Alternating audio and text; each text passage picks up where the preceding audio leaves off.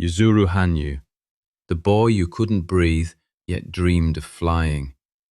In the Japanese city of Sendai, on a cold February day, a fragile baby boy was born.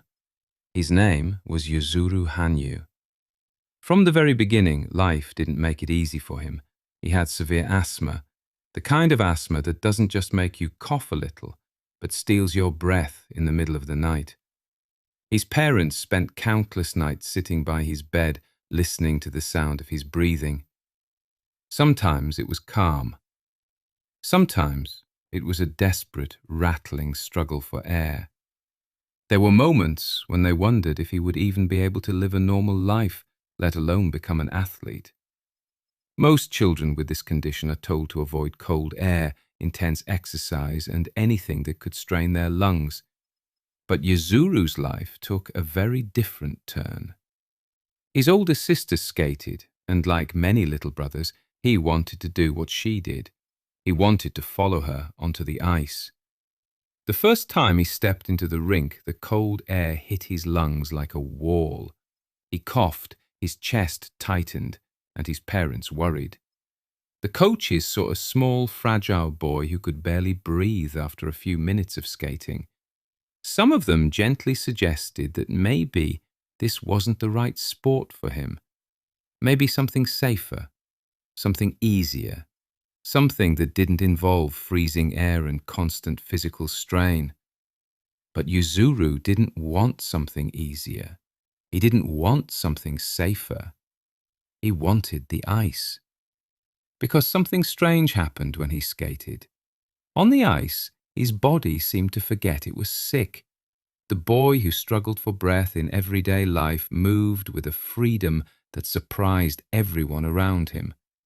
The coughing fits didn't disappear, but in between them there were moments, pure, weightless moments, when he felt like he was flying. He fell in love with that feeling. While other kids were still learning how to glide, Yuzuru was already trying jumps. He was small but fearless.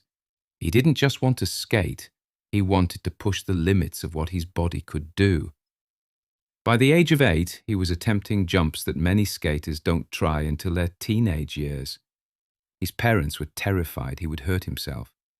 But every time they asked him if he was okay, he would smile and say, "When I'm in the air, nothing hurts." The rink became his second home, the place where the boy who couldn't breathe on land could finally feel free. But life had another test prepared for him. In March 2011, when Yuzuru was 16, a massive earthquake struck northeastern Japan. Sendai was hit hard. Buildings collapsed. Lives were lost. And the ice rink, where Yuzuru had spent most of his childhood, was severely damaged. The place that had given him freedom was suddenly gone. His family was forced to evacuate. For days they had little food, little water, and no certainty about the future. The priority was survival, not skating.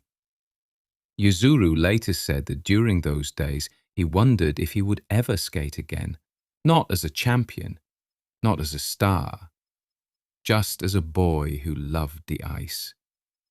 The earthquake didn't just shake the ground beneath him. It shook his sense of safety, his routine, his identity. But it also did something else. It gave him a new kind of determination. If he ever got back on the ice, he wouldn't take a single second of it for granted. And that was only the beginning of his story. The age of injuries, when the body wants to stop, but the soul refuses. As the years passed, Yuzuru didn't just return to the ice, he rose to the very top of the sport. He became world champion. He became Olympic champion. He became a symbol of elegance, precision, and almost unreal perfection. To the outside world, he looked untouchable. But the ice has a way of reminding even the greatest that they are still human. In 2014, at the Grand Prix event in Shanghai, Something happened that would become one of the most shocking moments in figure skating. During the warm-up before his free skate, Yuzuru collided with another skater. It was fast, it was brutal, and it was terrifying. He crashed to the ice, his head hitting hard. Blood appeared.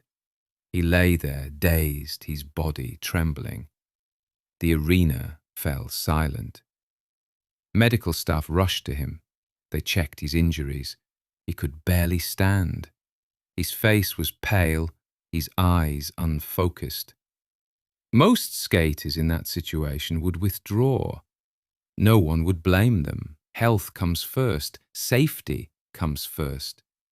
But Yuzuru was not like most skaters. After being treated, bandaged, and checked, he made a decision that shocked everyone. He went back onto the ice. His chin was taped, his body was bruised. He was clearly in pain, but he skated. It was not a clean performance. He fell, he stumbled, he struggled. But every time he hit the ice, he got back up, again and again. The audience knew they weren't watching a perfect program. They were watching something else. A fight. Not against another skater, not against the judges, but against his own limits. That night, Yuzuru showed the world that his strength wasn't just in his jumps or his spins. It was in his refusal to give up. But the hardest battles were still ahead. In the years that followed, his right ankle, the one that takes the impact of his most difficult jumps, became his greatest enemy. He suffered multiple injuries, ligament damage, sprains, chronic pain. There were times when he couldn't walk properly, times when he had to be helped off the ice, times when he sat in a wheelchair, wondering if his body had finally had enough. Doctors warned him, if you keep pushing like this, you might not have a future in this sport. But for Yuzuru, the idea of stopping was harder to accept than the pain itself. He answered in his own quiet way, "My future is on the ice." As the 2018 Winter Olympics in Pyeongchang approached, his ankle was in terrible condition. He had injured it badly just months before. His training was limited. Some days he could barely jump. Some days he couldn't skate at all. There were serious discussions about whether he should even compete. The risk was enormous. One wrong landing could mean the end of his career. But Yuzuru made a decision. He would go. Not because he was fully ready, not because he was pain-free, but because he believed that some moments in life are worth the risk. He once said that pain was not his enemy. It was his companion, something that walked beside him on the path he had chosen. And so, with an ankle that was far from healed, he stepped into the Olympic arena once again. The impossible Olympic victory, when pain becomes part of the legend. Pyeongchang, 2018. The arena was packed. Millions watched around the world. The pressure was unimaginable. Yuzuru Hanyu stepped onto the ice, wearing a costume that shimmered under the lights. But beneath the beauty, there was a body held together by tape, treatment, and sheer willpower. He took his starting position. The music began, and then he moved. From the very first glide, it was clear this was not a skater simply trying to survive. This was a skater trying to create something unforgettable. He launched into his jumps, triple after triple, complex combinations, landings that, on that injured ankle, seemed almost impossible. Every time he left the ice, the world held its breath. Every time he landed, the arena exploded in applause. The pain didn't disappear. It was there, in every push, every landing, every spin. But somehow, it became part of the performance, part of the story. When the music ended, Yuzuru stood still for a moment, breathing heavily. His face showed exhaustion, relief, and something deeper, gratitude. The crowd rose to its feet. They weren't just cheering for a clean skate. They were cheering for everything that had led to that moment. The asthma, the earthquake, the injuries, the doubt, the fear, and the choice to keep going anyway. When the scores came up, history was made. Yuzuru Hanyu had done it.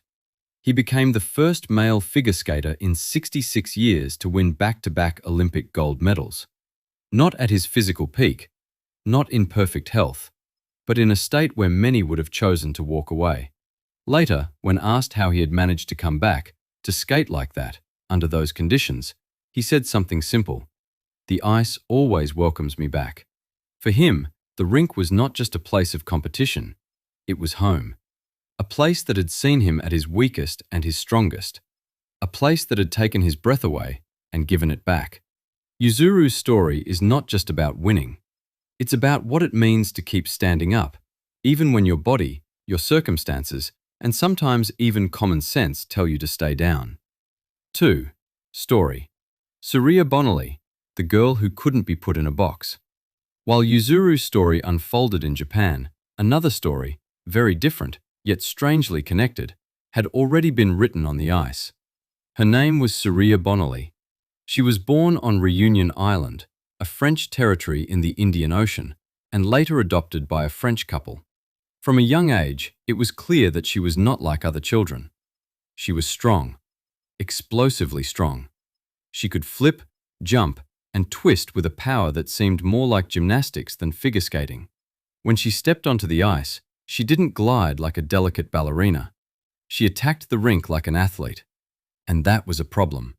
Because the world of figure skating, especially in the 80s and 90s, had a very specific idea of what a female skater should look like. Soft, graceful, light, almost fragile. Surya was none of those things. She was muscular, dynamic, intense. Her jumps were huge.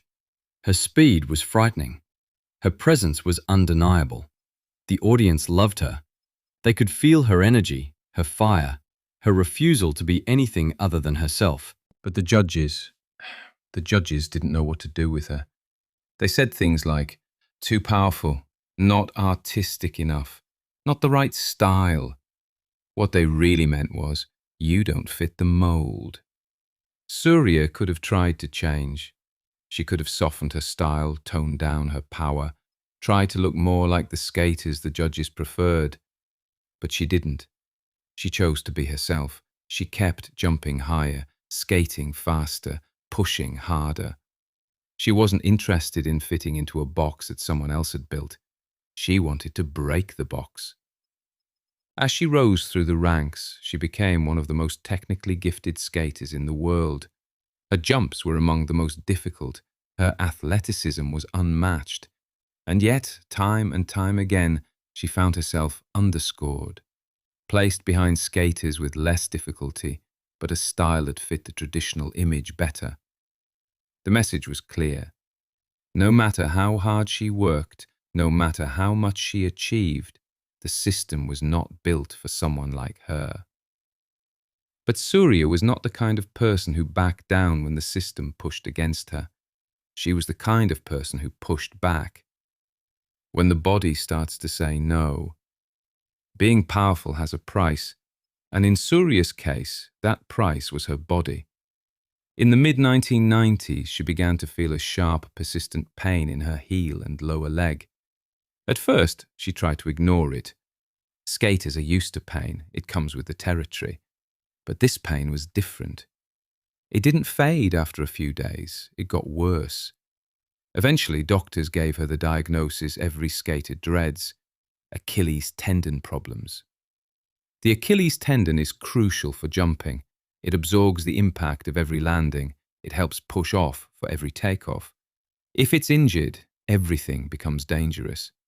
The doctors were clear. You need to rest for months. If you don't, you risk a serious tear. But time was not on her side. The Olympics were approaching, and Surya knew that she might not get many more chances. She was already fighting the judges, the expectations, the stereotypes. Now she had to fight her own body. Training became a test of endurance. Every jump sent pain shooting up her leg. Every landing felt like a small explosion in her heel. There were days when she could barely walk after practice. Days when she had to choose between listening to her body and listening to her dreams. She chose her dreams. A coach is worried. A loved one's worried. But Surya had spent her entire career being told she didn't belong. She wasn't about to let pain be the thing that finally stopped her. She kept going. Not because it was easy, not because it was wise, but because she couldn't accept the idea of stepping away quietly. By the time she reached the 1998 Winter Olympics in Nagano, Japan, her Achilles tendon was in terrible condition. She was skating on borrowed time. She knew it. A team knew it. Her body knew it. But she had one more thing to say. The backflip that became a legacy. Nagano, 1998. Surya Bonaly's final Olympic Games. She stepped onto the ice knowing several things. She knew the judges were never going to give her the scores she deserved. She knew her body was close to breaking. She knew that no matter how well she skated, the system would not suddenly change for her. So she made a decision. If she couldn't win by their rules, she would leave her mark by breaking them. In the middle of her free skate, she slowed down. The music continued, but her movements shifted. The audience sensed something was coming. And then she did it. She launched herself into a backflip, not a simple one, not a showy two-footed landing like in exhibitions, but a backflip that landed on one blade. It was a move that was explicitly banned in competition, a move considered too dangerous, too wild, too uncontrolled for the refined world of figure skating. But in that moment, it wasn't about rules. It was about a message. The crowd gasped. Some people cheered. Some were stunned into silence. The judges didn't reward her. They couldn't. The rules didn't allow it. But Surya hadn't done it for them. She had done it for herself. For every time she had been told she was too much, too strong, too different, too unconventional. The backflip was her way of saying, "You will not define me. You will not put me in a box. You will not erase me." She didn't win a medal that night, but she won something else. She won a place in history. To this day, people still talk about that backflip. They still share the clip. They still remember the woman who dared to do something no one else would. Not for points, not for approval, but for truth. Surya Bonaly didn't leave the sport with Olympic gold, but she left with something that, in some ways, is even more powerful. A legacy of defiance, courage, and unapologetic selfhood. 3. Shared ending. 2 paths, 1 message. On the surface, Yuzuru Hanyu and Surya Bonaly couldn't be more different. He is known for his ethereal elegance, his almost fragile appearance, his poetic presence on the ice. She is known for her explosive power, her athleticism, her refusal to conform. He fought asthma, earthquakes, and injuries. She fought prejudice, expectations, and a system that never fully accepted her. He became a 2-time Olympic champion. She became a legend without ever standing on the Olympic podium. And yet, beneath all the differences, their stories share the same core.